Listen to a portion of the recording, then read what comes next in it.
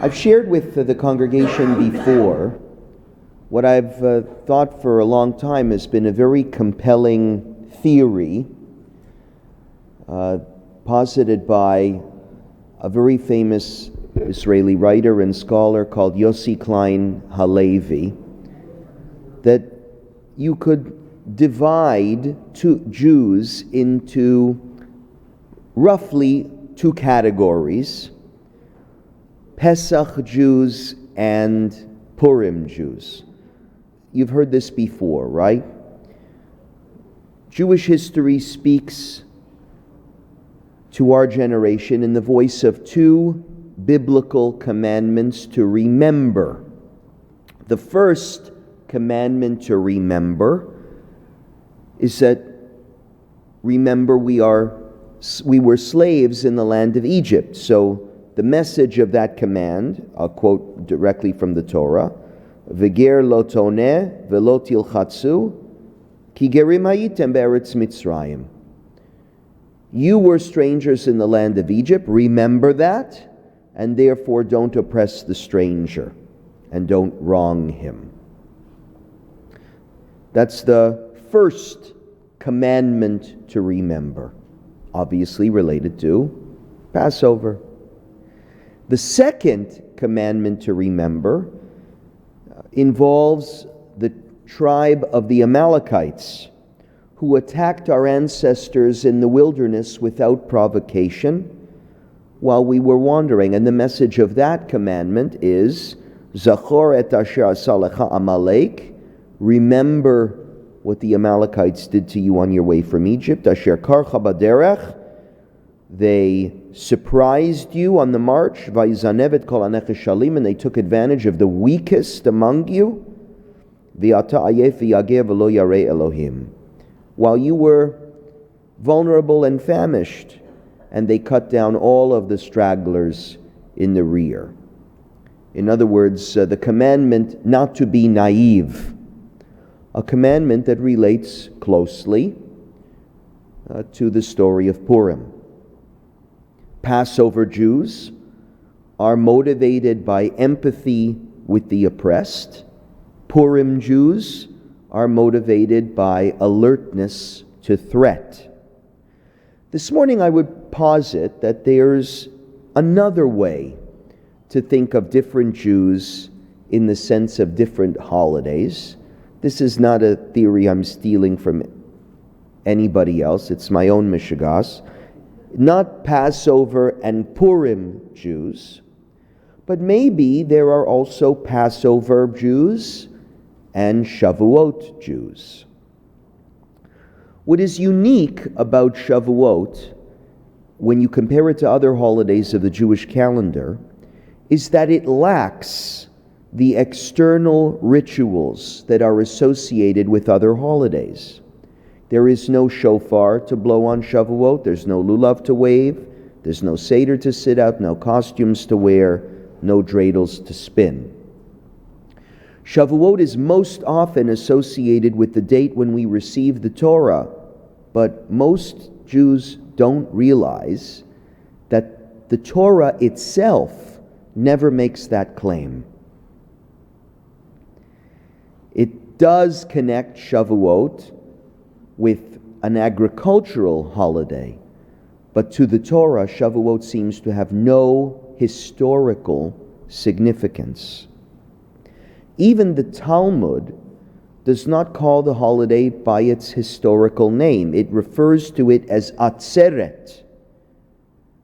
50 days after Pesach, you celebrate Atzeret, which means closing. Well, what are you closing on Shavuot? So the Talmud says you're closing Pesach. Just like Shmini Atzeret is the holiday that closes Sukkot, it's the last days of Sukkot, so too does Shavuot close Pesach. And the 50 days in between are like a super long Chol HaMoed, the counting of the Omer, a half festival, half non-festival period. In Parashat Emor, when the Torah lists all of the holidays, Shavuot is not even mentioned at all. The Shulchan Aruch, which is the code of Jewish law, which has huge sections on Pesach and huge sections on Hilchot Lulav, Hilchot Sukkah, all of the traditions related to Pesach and Sukkot, look through it and try and find the section on Shavuot. You won't find anything. It doesn't have any section for Shavuot. There's just a few commandments that are listed right at the end of the section on Pesach. You contrast this with Pesach and the way Pesach is commemorated in Judaism as the greatest moment in all of Jewish history. The contrast is just remarkable. Pesach, that holiday which is full of rituals, eating matzah, telling the story through the Haggadah, offering the Passover sacrifice, cleaning chametz out of the house. And it's not like Shavuot does not commemorate an event of no historical significance. We're talking about, you see what these are in front of me? The holiday that commemorates the giving of the Torah.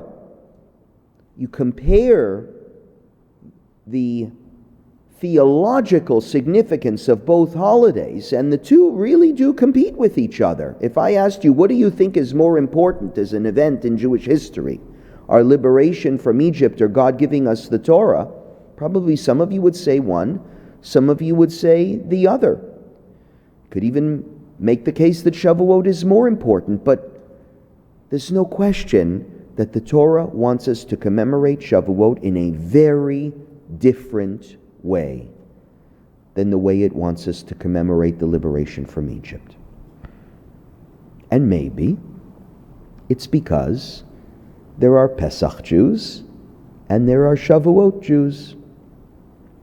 Pesach Jews are attracted and comfortable with the outward, showy, confident way of expressing their Judaism.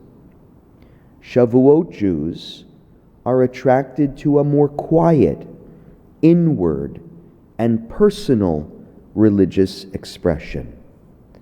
Maybe you can see yourselves fitting more into one of those categories than the other.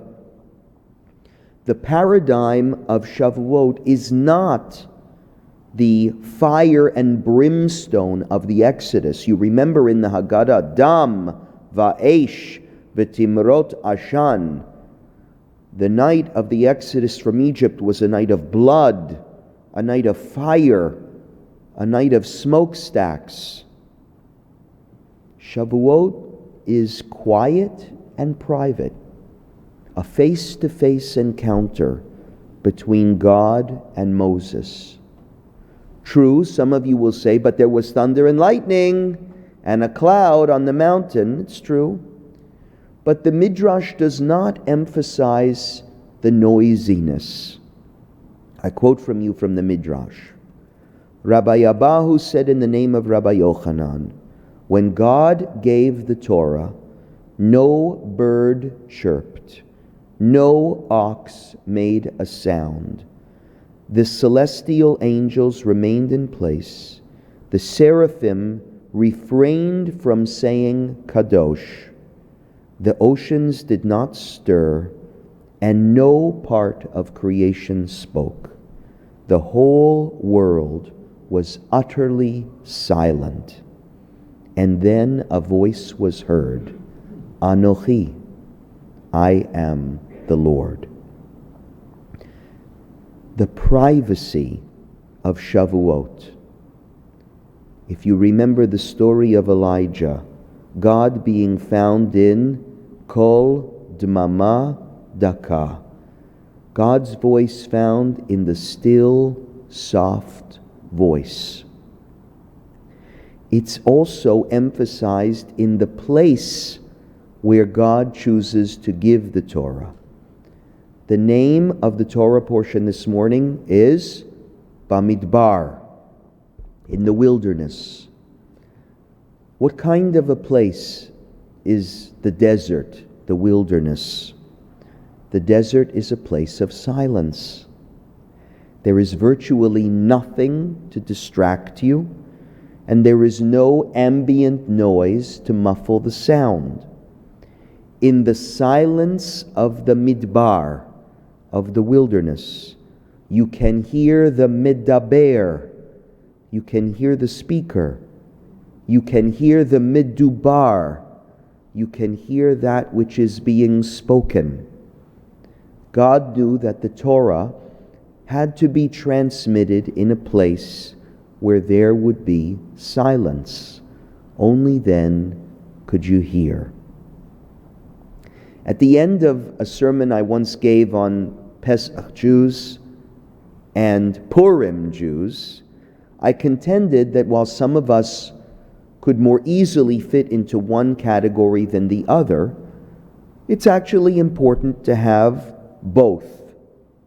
All of us should internalize the Passover Jews' sense of justice and the Purim Jews' vigilance on behalf of threats. On behalf of the Jewish people and the threats that they perceive. I would say the same thing here. Just like we should internalize the message of the Purim Jew and the Pesach Jew, we should internalize the message of the Pesach Jew and the Shavuot Jew. We need both. Jews are called to repair the world. You can't do that by meditating quietly. It's a huge calling. You need the outwardness of Pesach. But something tells me in today's world the outwardness of Pesach is more easily brought out than the quiet stillness of Shavuot. Why? Well, we are living in the noisiest time in the history of existence. Society has never been more loud and outward focused than it is today. Never. Everything demands our attention. You know how companies spend billions of dollars trying to grab your attention? They ask themselves, how can we make more noise in your life to elevate the volume from the noise that's already in your life? In other words, it's all a competition. Who can be more noisy? I don't have statistics in Canada, but this is what I found in the United States. That the level of background din, that's background noise, from human activities has been doubling roughly every 3 decades, beating population growth. Road traffic has tripled just in the last 30 years. By 2032, the number of passenger flights is expected to be nearly double the 2011 figure. If you go to Yosemite National Park, 70% of the time you can hear planes flying above you. 70% of the time. And while that's obviously a nuisance for the animals and the visitors who seek a restorative experience to visiting a national park, noise affects our physical health. It contributes to stress-related diseases and early death. And guess where it's worst? Right here in the middle of cities. Being a Shavuot Jew means making sure that we have a desert to escape to once in a while, to escape from the noise. It means harnessing our electronic devices, controlling them instead of letting them control us, turning them off when we need space. I do it once a week, and I wouldn't have Shabbat without it. It also means harnessing our exposure to social media. Scrolling may seem harmless, but the images and the videos and the ideas that we were exposed to, they increase noise in our life. Our brains become overloaded with things that have no real purpose or meaning or value. And it means choosing some time to be away from the city. It's maybe spending some time in nature. If you can't get away, Toronto has some beautiful parks and ravines. The more noise we are exposed to, the more we need nature to balance things out. Being in nature not only reduces the noise level in our lives, it boosts our mood, it improves our focus, it encourages healing. All my days I grew up among wise people, taught Rabbi Shimon ben Gamliel in Pirkei Avot, and I have found nothing better for the body than silence. Pirkei Avot. Tonight we prepare for Shavuot. We have a wonderful couple of days of programs and learning and activities and cheesecake, which will help make this holiday meaningful. But more than all of this, let's remember that on Shavuot, we don't just commemorate having received the Torah, we are supposed to receive the Torah again. Renew it. Find a place where you can perceive its message. If we're going to receive it again, we need a little midbar, a place of quiet, to be able to get away from the external noise and the internal noise that prevents us from hearing Torah's message. If we listen carefully, I think we will discover that both holidays, Pesach and Shavuot, actually share a central message. Maybe both focus in on this same central message. They stress what God has done for God's people. God rescued us from Egypt and slavery, brought us from the land to the land, gave us its bounty. What we have today and what we have experienced in the past should be met with humility and gratitude rather than selfishness and self-satisfaction.